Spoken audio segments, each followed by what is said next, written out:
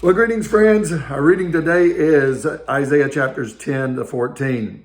In chapter number 11, we again see some prophetic utterances about the coming Messiah. But in chapter 14, I want to focus our attention on. In chapter 14, verses 12 through 15 especially, we see the fulfillment, or actually, shall I say, the reality of Proverbs 16:18, that pride comes before the fall and becomes before destruction. Because in the direct prophecy here, or the most immediate, it's talking about the king of Babylon, but many scholars see it as Satan's fall, and others also see it as the Antichrist. But regardless of whether it's the king of Babylon or Satan, the Antichrist, we see that pride comes before destruction. Notice what it says here, and I want you to kind of put Satan or the Antichrist in this context here. How are you fallen from heaven, O day star, son of dawn? How are you cut down to the ground?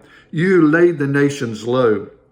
You said in your heart, notice here, I will ascend to heaven above the stars of God, and I will set my throne on high.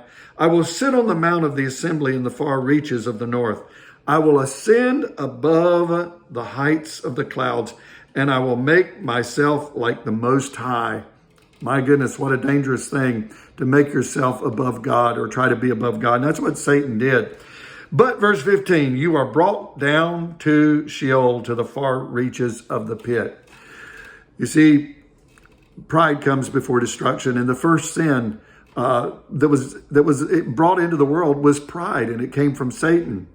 I remember one time we lived overseas. My daughter, she was a sports person, and she loved playing basketball. And she looked at a group of boys outside playing ball, and they weren't doing very good. And she thought, well, you know what? I can do better than them.